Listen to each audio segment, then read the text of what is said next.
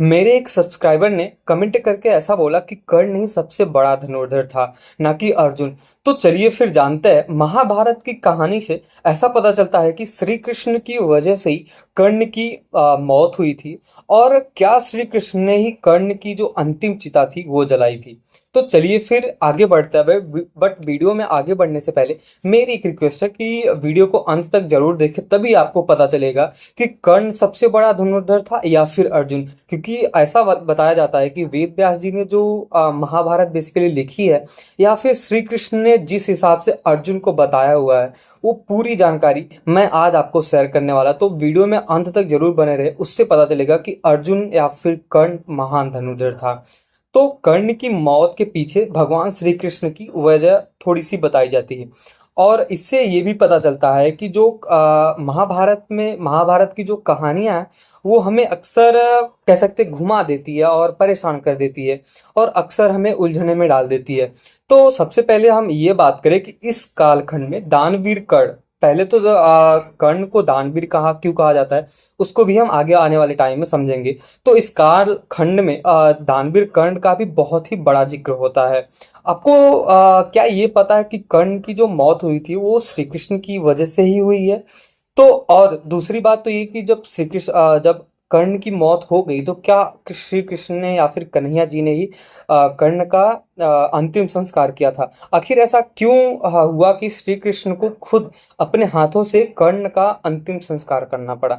तो चलिए फिर हम जानते हैं। सबसे पहले हम ये देखते हैं कि कर्ण आखिर था कौन। कर्ण पांडवों की माता कुंती और सूर्य का पुत्र था। ऐसा भी बताया जाता है कि जो कर्ण था वो रामायण से आता है। जो बाली थे, बाली और सुग्रीव दोनों भाई थे, तो बाली के साथ कह सकते हैं एक पक्षपात हुआ था। श्री रामचंद्र जी ने बाली को बस माला पहना के ही मारा था, ना कि उनसे कुछ भी पूछ के। तो बाली का ऐसा कहना था कि प्रभु, आपने अगर मुझे बोल के मारा होता तो मैं खुद ही आपके सामने आ जाता। तो श्री रामचंद्र जी बोलते हैं कि अगर मैंने यहाँ पे गलत भी किया है तो मैं आपको अगले जन्म में आपको इसका कह सकते हैं बदला करूंगा, और आपको मैं इंसाफ दिलाऊंगा। तो जो बाली होते हैं वो कह सकते हैं महाभारत में अर्जुन बनते हैं।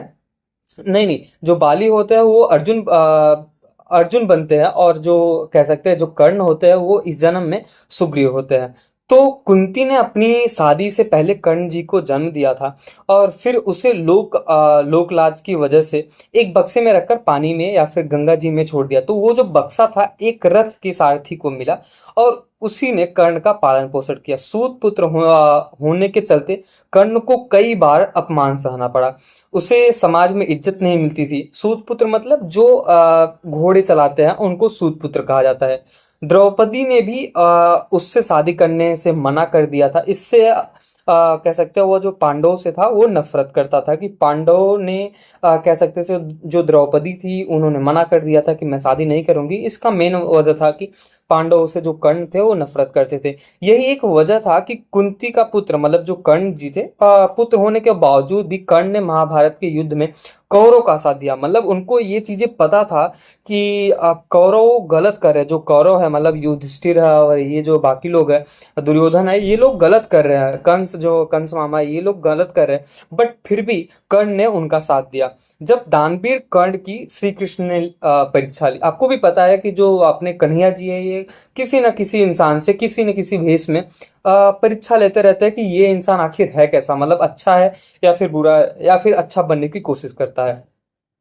इतिहास के पन्नों में कर्ण को पराक्रमी योद्धा के साथ साथ दानवीर राजा के नाम से भी जाना जाता है। कर्ण के दान के कई ऐसे किस्से मौजूद हैं, और ऐसा भी कहा जाता है कि जो कोई कर्ण के पास जाकर कुछ भी मांगता था वो मना नहीं करता था, वो कुछ भी करके उसको पूरा ही करता था। एक बार श्री कृष्ण ने खुद एक ब्राह्मण का वेश धारण कर कर्ण के सामने गया, और उन्होंने कर्ण से सोना मांगा। सोना उनको कहा ही जाता है क्योंकि वो सूर्य पुत्र थे, तो उनके पास पूरी जो सोने की कह सकते एक पूरा कपड़ा ही था, ऐसा कह सकते हैं, मतलब स्वर्ण कवच।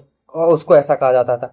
कर्ण ने कहा कि अभी तो सोना सिर्फ मेरे दांतों में है, मतलब जो दांत है उनमें सोना ही है, तो आप ये ले लो। मतलब ब्राह्मण ने ऐसा बोला कि मुझे सोना चाहिए, तो कर्ण ने ऐसा बोला कि अभी मेरे पास सोना तो नहीं है, बट मेरे बॉडी में, मेरे शरीर में मेरे जो दांत है वो सोने का है, तो अगर आप उसको लेना चाहो तो आप ले लो। तो ब्राह्मण ने कहा, मतलब श्री कृष्ण जी ने कहा कि उसके लिए आपको दांत तोड़ने पड़ेंगे, जो मुझसे नहीं होगा। इस पर कर्ण ने खुद अपने दांतों को तोड़कर सोना निकालकर श्री कृष्ण रूपी, कह सकते हैं ब्राह्मण रूपी श्री कृष्ण को दे दिया। अब श्री कृष्ण या फिर कन्हैया जी इससे इतने खुश हुए और कर्ण से वरदान मांगने को कहा कि आपको जो भी मांगना है आप मांग लो, मैं कन्हैया हूँ, मतलब मैं ही सृष्टि रचयिता या फिर पूरे दुनिया को चलाने वाला हूँ। तो कर्ण ने कहा कि उसकी मृत्यु होने पर उसका अंतिम संस्कार कोई ऐसा व्यक्ति करे जो पूरी तरह से पाप मुक्त हो, मतलब कोई भी पापी, उसके अंदर पाप होना ही नहीं चाहिए, वो इंसान मेरा अंतिम संस्कार करे। अब हम देखते हैं कि कर्ण को आखिर मिला क्यों श्राप, श्राप क्यों मिला या फिर उसको किसी ने श्राप क्यों दिया। तो एक बार कर्ण अपने रथ से कहीं भी जा रहा था, तभी उसके रथ से एक बछिया की मौत हो गई, मतलब जो जानवर होते हैं उससे मौत हो गई उनकी। उस दौरान एक साधु ने कर्ण को श्राप दिया, जिस तरह से बछिया की मौत हुई है उसी तरह तुम्हारी भी मौत होगी। साधु ने ऐसा भी कहा कि युद्ध के दौरान उसके रथ का पहिया धरती से निगल लेगी, धरती निगल लेगी, और वो भी उसकी मौत का कारण बनेगा। एक तो ये श्राप यहाँ पे मिली थी कर्ण को, और दूसरा सबसे बड़ा रीजन ये बताया जाता है कि एक बार परशुराम जी ने कर्ण को श्राप दिया था कि अगर जब तुम्हें जब सबसे ज्यादा ये मेरी जो मैंने जो आपको शिक्षा दी है, ये शिक्षा की सबसे ज्यादा जब जरूरत होगी तो ये शिक्षा काम नहीं आएगी।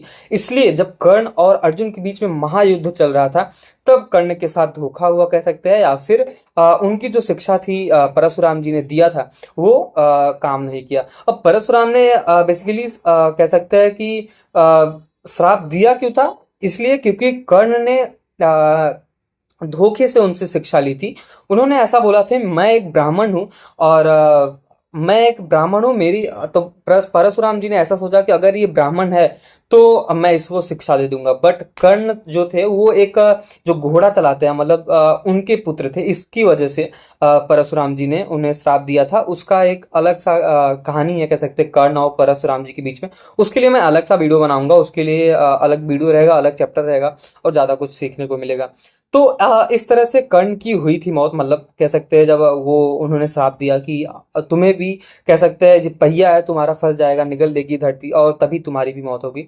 इसलिए कहा जाता है कि कर्ण को श्राप मिला। महाभारत में, महाभारत युद्ध के 17वें दिन कर्ण के साथ पहिया, जो उनका पहिया था, जो रथ था, रथ का पहिया था, वो जमीन में धंस गया। तभी अर्जुन ने अपना दिव्यास्त्र निकाला और कर्ण पर वार कर दिया। जैसा साधु ने श्राप दिया था उसी तरह, ठीक उसी प्रकार कर्ण की मृत्यु हो गई।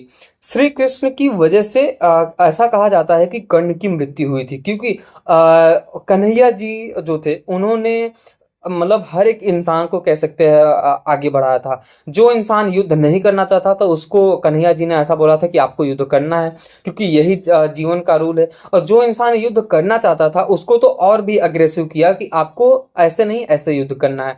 तो कह सकते हैं जो अपने श्री कृष्ण जी है वो बहुत ही बड़े डेमोक्रेटिक है, मतलब उनका जो कह सकते हैं विचार विमर्श, वो बहुत ही ज्यादा तकनीकी सोच बहुत ज्यादा है। ऐसे अपने श्री कृष्ण और रामायण में आपने हनुमान जी को देखा होगा कि वो किस हिसाब से प्रॉब्लम्स को सॉल्व करते थे। जैसे लक्ष्मण जी कह सकते हैं जब मूर्छित हुए थे तब हनुमान जी ने बचाया था, लंका भी जलाया था उन्होंने, और श्री रामचंद्र जी की बहुत ही ज्यादा मदद किया। वैसे ही अपने श्री कृष्ण जी है, जहाँ पे वो हर एक जगह अपना सातिरता, अपना दिमाग चलाते रहते हैं। दरअसल कर्ण की मौत की वजह से दरअसल कर्ण की मौत की वजह जो है वो श्री कृष्ण भी बताए जाते हैं।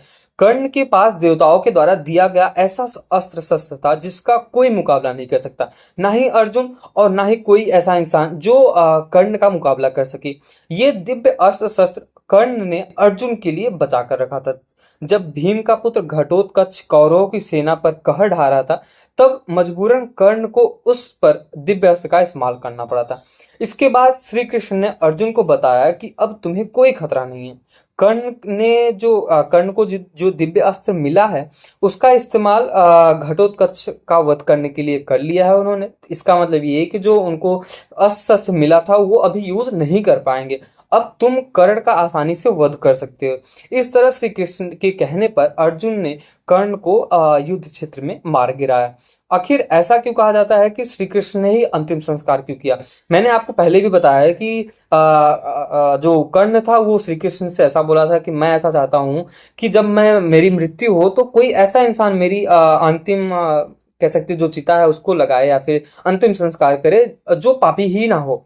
तो ऐसा कहा जाता है कि कर्ण की मृत्यु के बाद बहुत सारे ऐसे सवाल उठे कि उसका अंतिम संस्कार कौन करेगा। दरअसल श्री कृष्ण ने कर्ण को पहले से ही वचन दिया था, जैसे मैंने आपको पहले ही बताया, कि कोई ऐसा शख्स उनका अंतिम संस्कार करेगा जो पूरी तरह से पापी ना हो, मतलब कह सकते हैं उसके अंदर कोई भी पाप नहीं होना चाहिए। वहां ऐसा कोई व्यक्ति नहीं था जिसने कोई पाप ना किया हो। तब श्री कृष्ण मतलब अपने जो कन्हैया जी है उन्होंने खुद कर्ण का अंतिम संस्कार किया और कर्ण को मुक्ति दिलाई। तो अगर आपको ये वीडियो पसंद आया हो और कर्ण के बारे में जानकारी, ये जो पूरी जानकारी तो बहुत ही अच्छा लगा हो या फिर मजा आया हो, तो वीडियो को लाइक करना और चैनल को सब्सक्राइब करना। क्योंकि अगर आप वीडियो को लाइक और चैनल को सब्सक्राइब करते हो और पहली बात तो वीडियो को पूरा अगर आप देखते हो तो आपको सच में पता चलेगा कि कौन सबसे बड़ा धनुर्धर था, अर्जुन या फिर श्री कृष्ण या फिर कर्ण। और मैं आगे वाले नेक्स्ट वीडियो में बताऊंगा कि सबसे बड़ा धनुर्धर आखिर था कौन, अर्जुन ही था या फिर कर्ण था। बट मैं ये वीडियो बहुत ही ज़्यादा लंबा या फिर बहुत ही ज़्यादा बड़ा हो जाने के कारण मैं इसको 2 या 3 पार्ट में डिवाइड करूंगा ताकि आपको भी सीखने को या फिर समझने को मिले और जानकारी मिले।